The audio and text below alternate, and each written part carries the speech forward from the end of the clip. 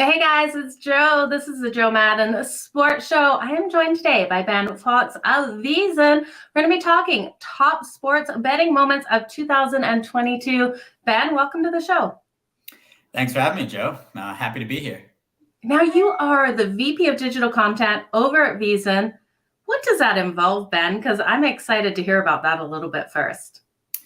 Yeah, so basically, I'm in charge of kind of the website and then social. So anything that touches the website, articles that go up, basically either editing those or making sure someone is editing them. And then kind of from a news perspective, making sure we're hitting on the right topics. We're connected as well to our on-air programming. We have 20 hours of programming a day. So, Slack channels, email, all that, making sure, hey, if there's a sports betting story, that one of our shows is hitting on it or having a written article about it. 20 hours of programming a day. I didn't realize you guys were pumping out that much information. Definitely great content that you guys are producing. Yeah, look, I think as you've certainly seen, sports betting now, legalized since 2018 in the US, and there is more and more content out there. There's more and more of an appetite for it. And just about everything in the sports world, be that an injury or anything else, affects sports betting in some way. I think we're especially seeing that in the NFL, right? Almost every play affects some bet in some way, whether that's the overall total or spread or a player prop or first half prop, first quarter. All of this stuff impacts sports betting. And so there's kind of always something to talk about. And I think more and more there's an open audience as well to listen. Yeah, absolutely. And I want to give some hats off to some of those books that did refund the Kyler Murray prop bets the other night with him going out on that. What was it? The third play of that game going out. So there's always so much happening. We're going to talk some of those top sports betting moments of 2022 from your perspective. I love seeing these large parlays cash. I don't know about you, but we've had some people turn, 50 cents into a couple $100,000. It's been an absolutely incredible year. What is your biggest takeaway of 2022? I think probably just that kind of the proliferation of sports betting content. I think that there's so much more out there and so much more of an acceptance. I was at ESPN for a decade, and in 2010, I can tell you that you had to talk about sports betting quietly and in a corner. Right. And it was kind of alluded to in certain areas. And it was really like kind of an exclusive club, almost like a college fraternity or something, right? Where other people could get access, but they were really kind of the people who knew about sports betting. And now it's really out there. I think that's probably good and bad. There's a lot of people, I think, talking about sports betting, especially on social media, that may not necessarily have the expertise, and much like stock trading and all that, there are more kind of bad actors than probably there were back then as well. I think it just wasn't as public.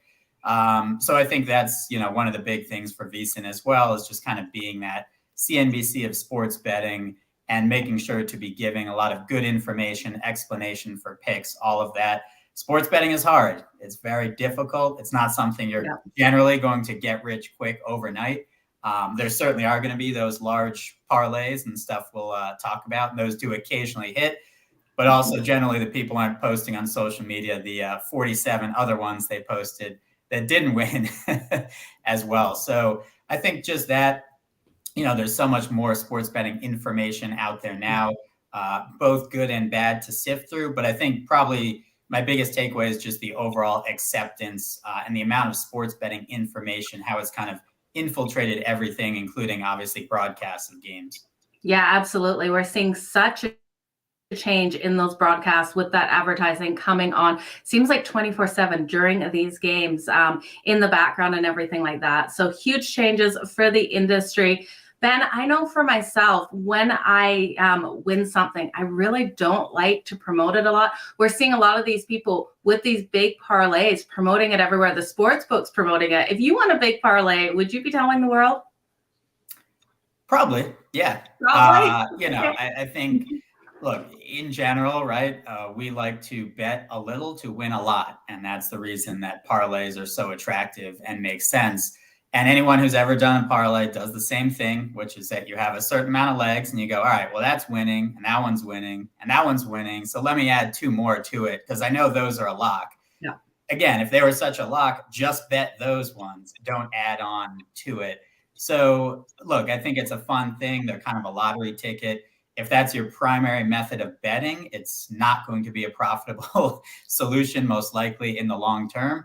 And again, just remember, there's a reason why sports books are promoting these is because generally over the longer term, you are probably going to be a loser doing that if that's your only method of betting. So again, I think a fun thing to sprinkle in among friends. You're all kind of on the same, long shot parlay, but the reason there are higher and higher odds is because it's tougher and tougher to win. So when you keep these 7, 8, 10, 12 team or 12 leg parlays, they're mostly going to lose. And it's fun to talk about the ones that win and do you hedge and all this, but it's just important to keep in perspective as well. Yeah, we saw one parlay. It was a 50-cent parlay turned into $130,000.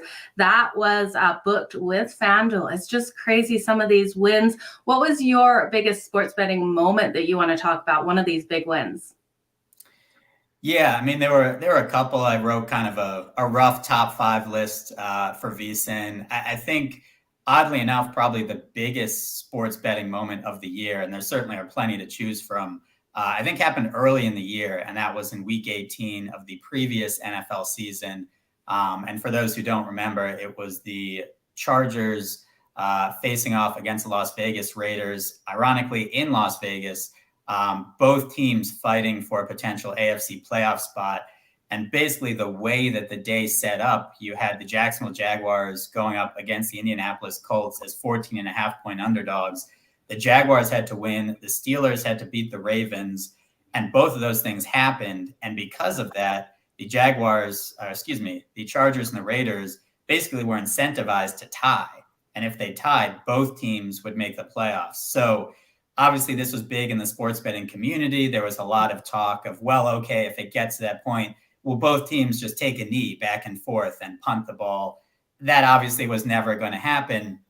But people started loading up early in the day on the Jaguars money line, tied into a bunch of different things relating to the Chargers and the Raiders tying. And the fact that, Justin Herbert pulled off, I think they were down 14 or 15 in the fourth quarter, got the game to overtime. The sports books were definitely starting to sweat. There were, they were in the hole potentially for millions in terms of liability, just because, again, when you have these $20 bets and things are at 50 to 1 odds, 100 to 1 odds, and a ton of people were doing the same type of thing. Pat McAfee, I think, said this on his show. So a lot of people were following that. It seemed like the whole sports betting community was in on this potential thing that then actually had a real chance to happen. And of course, we all know what happened. The Raiders end up maybe going to run out the clock. The Chargers coach calls a timeout. They end up, the Raiders kick a field goal and win. So the Chargers lose the game. All of the bets lose because they're not, again, tied to a tie. And the Raiders end up going to the playoffs. But that was kind of an incredible moment where I think people were looking forward. People figured out a bunch of different ways to tie bets together, and really just a way, I think, for both social media and kind of like we're talking about that proliferation of sports betting, just something kind of a big, something that was avoided certainly for the books. Absolutely. It was like a double dagger to my heart too, Ben, and my wallet. I'm a Chargers fan, so watching that play out, I don't know, though, at the end of the day, if Staley didn't call that timeout, if the Raiders still would have made the same decision. I know they're saying they wouldn't have, and they would have taken that knee, but these teams don't like each other at the end of the day. I could see the Raiders still doing that no matter what the call was on that field. So it was a hard one, and I know it hurts so many people's wallets. Yeah, and look, I think we always have to remember, too, these are professional athletes. They are not motivated by our bets, right? We saw this in the Seahawks game on Thursday Night Football where the 49ers, running back breaks it for potential touchdown to put them up 2 scores, kill all the Seahawks teasers, and the Seahawks go and, tackle the guy short of the goal line, and the 49ers end up kneeling the clock out. people are saying, well, they should let him score because that's the only possible way they're going to win. A defensive player in the NFL is not going to intentionally let someone score a touchdown when they're already down 8 points. So they're human, they're athletes, they want to win. I think in that Chargers game, we saw that too with the Raiders, where no one's really going to feel good about a tie. You'd still make the playoffs, but I think having that momentum certainly was something the Raiders wanted. Yeah, absolutely, especially in that rivalry. Okay, we have to talk about the success Mattress Mac had this season. I've got a little clip here. This is one of the highlights for me, watching him walk out on the airstrip with all of this money. I'm going to play it and then we'll chat about it.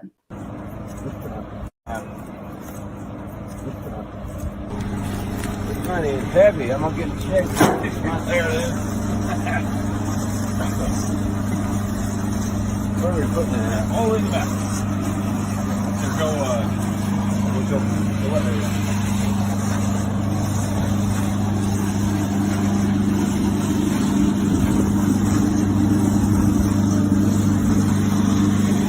Stick your hat in the hole there, Bob. No emergency.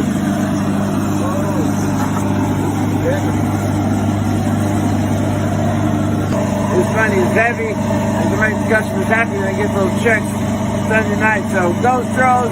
Thanks to all the customers who participated in the winning all gives all prizes. This money is heavy.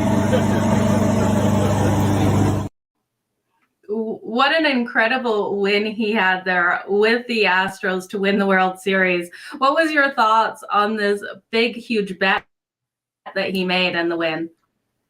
Yeah, Mattress Mac is kind of in a category of his own, I would say. He's kind of found a loophole in the in the system. Much like in Seinfeld, people have found a loophole in the dating system where the guy didn't have to ask Elaine out. He could just basically pick up something from her and then go and grab dinner. I forgot that episode. That's a great analogy. Mattress Mac kind of has this. So this was, again, he had a $3 million bet, at Caesars at 10-1 on the Astros, which paid out $30 million. And he had about $10 million worth of futures wagers, paying out around $75 million on the Houston Astros to win the World Series. He's done this before, and kind of what he does on the other side is that he has a natural hedge to his furniture store in Houston, where he will give refunds to customers up to a certain amount on mattresses if the team wins the World Series. So kind of he either wins the bet or he doesn't have to pay all the refunds in the mattresses. He gets increased sales and he gets money on that end. So, and either way, if it balances out, he gets all this advertising for his store. So it's really kind of an interesting in between. I know there's a lot of people, some people love it. Some people are tired of it. Some of the more professional bettors are upset because they, get to bet very small amounts, whereas this guy publicly is betting very large amounts on teams. So he's really fascinating. At the end of the day, I'd love to have both a private plane and a wheelbarrow full of millions of dollars. So it's a great visual. I think it was a fascinating story, and I think it certainly tied some excitement for the sports betting community into that World Series as well. Yeah, it absolutely did. The hype around the Astros getting that win was huger than I think we've seen in previous years for who people were rooting for, who they were rooting, for Mattress Mac to win with the Astros there. What other major top five? Yeah, in the recent World Cup, we'll see who ends up winning. I think probably because in the U.S., soccer isn't as big of a sport as obviously football, college football, NBA, and others. But Saudi Arabia beating Argentina in the group stage is just a massive, massive upset. They were as high as 25-1 on the money line. Basically, for context, that's roughly the same money line odds as when UMBC, the 16 seed, beat Virginia, the number 1 seed in the 2018 NCAA tournament, obviously being the first 16 seed to ever upset a 1 seed. It's just a massive, massive win. Obviously, Argentina is a great team, potentially a World Cup winning team, but I think that's kind of the any given day mentality of sports. So that's definitely one that made my top five. And one other one was just kind of the NBA draft. we've seen a lot with these awards markets and kind of how certain bets and certain information can shape the odds. And with Paolo Banchero going number one, he was around 20-1 or so over the weekend before the NBA draft that was on a Thursday. And Sunday night, Monday morning, his odds started crashing to 9-1, 7-1, 4-1. Both kind of a combination of, to make a longer story short, and the full story I wrote and reported up on vsin.com. But basically, some people saw it as too long odds. Some people were basing that on information, which I think they knew something. And then going up against that was Woj, ESPN's NBA reporter, basically staunchly reporting that Jabari Smith was going number one and not Paolo. And so you kind of set up, especially on the Wednesday night, Thursday morning of the NBA draft in June, this kind of Woj versus the betting community. And one of the two was going to be right, because either Paolo was going number one, which the bettors had kind of spoken with their money, or Jabari Smith was going number one, and Woj, his information is, I would say, correct 98, 99% of the time, but in this case it wasn't. And Paolo ended up going number one. Woj tweeted a little bit, I think, 10 minutes or so before the number one pick, kind of that it looked like maybe Paolo could be going number one. And then a couple minutes before the pick was made that he was.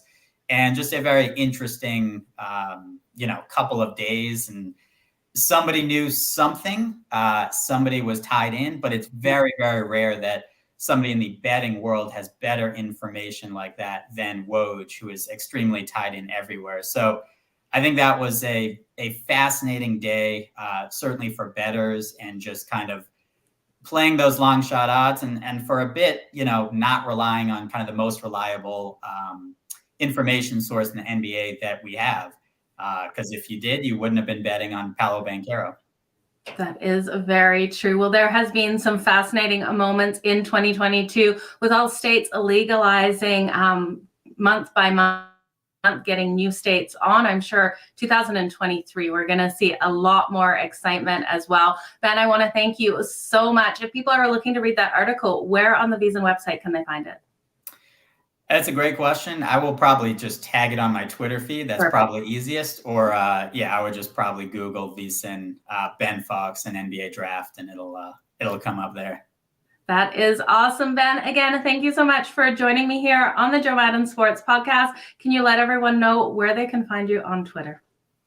Yep, my handle's at bfawkes22, and spelled the same odd way there that you'll see down below, Fawkes. Thanks, Ben. Have a wonderful day. Thanks.